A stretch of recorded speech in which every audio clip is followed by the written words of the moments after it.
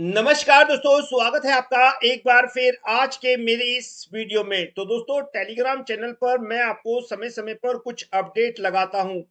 तो बहुत से लोग ऐसा मुझसे कह रहे थे कि सर आप टेलीग्राम पे जो अपडेट लगाते हैं उनकी वीडियो बना दिया करिए, ताकि हम लोगों को भी समझ में आ जाए, क्योंकि हम लोग टेलीग्राम पर आपसे जुड़े हुए नहीं हैं। मैं बता तो देता हूं अपने वीडियो में कि मैंने टेलीग्राम चैनल पे ये अपडेट लगाया है, लेकिन उसकी वीडियो नहीं आती है।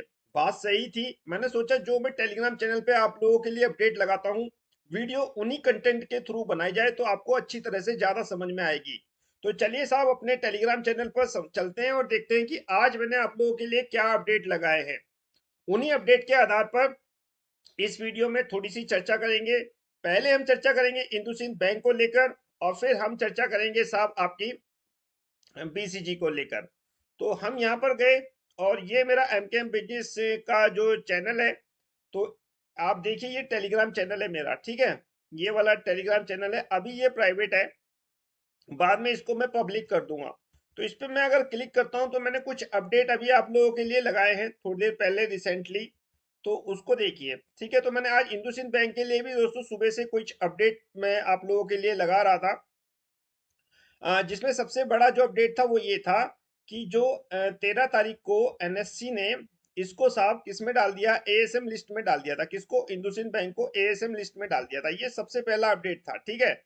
आज सुबह का ये सबसे पहला अपडेट था। इससे चिंतित हो गए जो इंडसइंड बैंक के जो इन्वेस्टर थे दोस्तों, वो चिंतित हो गए कि साहब एडिशनल सर्विलेंस मेजर पे ये लग गया है, पता नहीं क्या होगा क्या नहीं होगा। तो इसी के रिगार्डिंग बहुत सारी साहब लोगों के या इन्वेस्टरों के मन में खलबली मच गई, बेचैनी हो गई, ठीक है। लेकिन उसके बाद दूसरा अपडेट जो आया वो ये आया कि साहब जो म्यूचुअल फंड हैं वो साहब इसमें अपनी हिस्सेदारी बढ़ा रहे हैं धीरे धीरे। हिंदुस्तान ने एक खबर छापी थी आज, देखिए आप वो खबर क्या है। कि ये खबर है कि इंडसइंड बैंक को बुरे दौर में मिला म्यूचुअल फंड का साथ, खरीद लिए 15,92,000 शेयर, यानी कि 16 लाख के शेयर के आसपास इंडसइंड बैंक के शेयर खरीदे हैं, ठीक है। मेरे ख्याल से ये सारी चीजें इस तरह समझानी जरूरी होती है दोस्तों, ताकि आपको अच्छी तरह से उन अपडेट्स के बारे में जानकारी मिल सके। बाकी आप जैसा कहेंगे वैसा मैं कर दूंगा। देखिए एचडीएफसी म्यूचुअल फंड ने ये शेयर खरीदे हैं, ठीक है। एचडीएफसी म्यूचुअल फंड में म्यूचुअल फंड ने इंडसइंड बैंक में अपनी हिस्सेदारी बढ़ाई है। अब इसने 15,92,000 शेयर खरीद लिए हैं। तो ये एक अपडेट था, ठीक है। म्यूचुअल फंड की हिस्सेदारी इसमें बढ़ी है। और दूसरी साहब इसमें साहब आपकी उसमें एनएससी ने इसको सर्विलेंस पे डाल दिया है। तो बेचैनी तो बरकरार थी, थोड़ा सहारा भी मिला कि म्यूचुअल फंड चलो बने हुए तो है, कम से कम खरीदे हैं। अब जो बड़ा अपडेट आया है ना, वो ये है साहब, अभी अभी रिसेंटली एक अपडेट आया है दोस्तों इंडसइंड बैंक को लेकर, कि ये आप बीएससी से भी अपलोड कर सकते हैं। और बीएससी के वेबसाइट पर इंडसइंड बैंक के कॉलम में लग गया है, ये प्रेस रिलीज हुई है। आरबीआई ने एक अपना बयान जारी करा है इंडसइंड बैंक को लेकर, ठीक है। Press release issue by the reserve bank of India. Reserve bank of India ने एक प्रेस रिलीज करी है, और इसकी जो तारीख है वो आज की है, 15 तारीख है, ठीक है। ये आप बीएससी के वेबसाइट से डाउनलोड कर सकते हो। देखिए ये यहाँ पर इसको हम समझते हैं थोड़ा सा, आपको चीजें अच्छी तरह से समझ में आएंगी। सबसे पहले डेट देखिए, तो डेट साहब 15 तारीख है, यानी आज की डेट है, ठीक है। अब इस वाले चीज को पूरा पढ़िए। देखिए पूरा पढ़ने पे हमें क्या चीज समझ में आएगी। आरबीआई इंडसइंड बैंक को लेकर क्या कहता है? There has been some speculations relating to IndusInd Bank Limited in certain quarter, perhaps arising from recent event related to the bank। अब रिजर्व बैंक को भी चिंता थी, मैंने ऊपर आपको बताया ना कि निवेशकों के मन में बेचैनी थी, खलबली थी।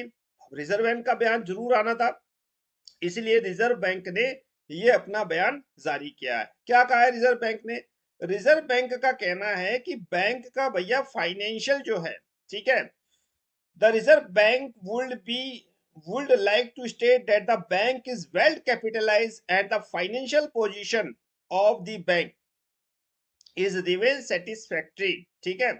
यानी कि बैंक की जो फाइनेंशियल कंडीशन है वो सेटिस्फैक्ट्री है, संतोषजनक है, और वेल कैपिटलाइज है, ठीक है।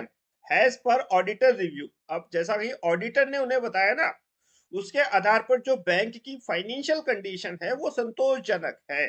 ठीक है, आप देखिए क्या कहता है आरबीआई। आरबीआई और भी सारी चीजें कहता है। ये जो रिव्यू दिया था ऑडिटर ने वो 31 दिसंबर तक का दिया था। ठीक है, और बैंक का जो कैपिटल एडुकेशन रेशियो, ये इंपॉर्टेंट रेशियो होता है। ठीक है, ये एक बहुत ही इंपॉर्टेंट रेशियो होता है। आप इसको समझिए कि what is capital education ratio. मैंने एक वीडियो भी आप लोगों के लिए बनाई थी, उसको देखेंगे तो आपको पता चल जाएगा कि कैपिटल एडुकेशन रेशियो क्या होता है। बैंक का कैपिटल एडुकेशन रेशियो 16.46 है। प्रोविजनिंग कवरेज रेशियो 70.20 यानी कि 70.20 है। और द लिक्विडिटी कवरेज रेशियो कितना है? 113। होना कितना चाहिए? 100। ये कुछ पैरामीटर हैं जो एक बैंक में होने चाहिए दोस्तों। ये कुछ पैरामीटर है जो आरबीआई ने यहाँ पर मेंशन किए हैं, जो किसी भी बैंक में जरूरी होते हैं। ठीक है, इस पैराग्राफ को बहुत अच्छी तरीके से आप लोग पढ़ लीजिए, सब कुछ इसी में छिपा हुआ है। ठीक है, इसके आधार पर आरबीआई ये कहता है, basis the disclosure available in the public domain, the bank has already engaged as an external audit team to comprehensive review their current system and to access and account for the actual impact expeditiously. The board and the management have been directed by Reserve Bank to have the remedial action completed fully during the current quarter, vice Q4 financial year 25, after making required disclosure to all stake shareholder. As such, there is no need for depositor to react to the speculate report at this juncture. The bank's financial health remains stable and is being monitored closely by Reserve Bank. अब देखिए, reserve bank ये कहता है कि जो bank की condition है, has पर ऊपर जो डाटा दिया हुआ है कि capital adequacy ratio, provisioning coverage ratio, liquidity coverage ratio, ये संतोषजनक है, जैसा कि ऑडिटर ने बताया है रिजर्व बैंक ऑफ इंडिया को 31 दिसंबर 2024 के रिजल्ट के अनुसार। तो उसके आधार पर हालांकि आरबीआई भी मैनेजमेंट के साथ बकायदा तालमेल बनाए हुए है और मैनेजमेंट भी इस दिशा में काम कर रही है, क्योंकि मैटर बहुत बड़ा है, ये छोटा मोटा मैटर नहीं है। क्योंकि बैंक अगर कहता है कि हमें अच्छा खासा नुकसान हो जाएगा, ठीक है, तो उसके आधार पर रिजर्व बैंक का भी एक कर्तव्य था कि वो बराबर इस पर निगाह रखे। यही इसीलिए तो उसने प्रेस रिलीज करी। प्रेस रिलीज करने का भी यही एक मुख्य कारण था। तो ओवरऑल अभी फिलहाल चिंता की कोई बात नहीं है, जैसा रिजर्व बैंक ऑफ इंडिया ने कहा है। रिजर्व बैंक ऑफ इंडिया की इंडसइंड बैंक पर बराबर नजर है। तो ये अपडेट था। अब देखने वाली ये बात होगी कि 15 तारीख को जब ये आरबीआई का ये स्टेटमेंट आया है, तो क्या एनएससी इसको एएसएम लिस्ट से बाहर करता है या नहीं करता है, ये देखने वाली बात होगी। ठीक है, क्योंकि अभी भी जब मैं इसका डाटा चेक कर रहा था, तो ये भी साहब अभी भी एएसएम स्टेज जो थी वो 1 में मुझे शो कर रहा था।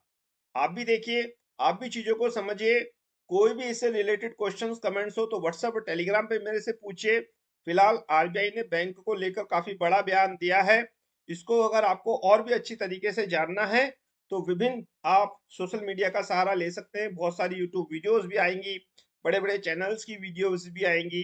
फिलहाल मैंने आपको बता दिया है कि आरबीआई का बैंक को लेकर क्या कहना है। ये कुछ अपडेट मैंने आप लोगों के लिए अपने टेलीग्राम चैनल पे लगाए थे इंडसइंड बैंक को लेकर। फिलहाल इस वीडियो को समाप्त करने की आज्ञा दीजिए।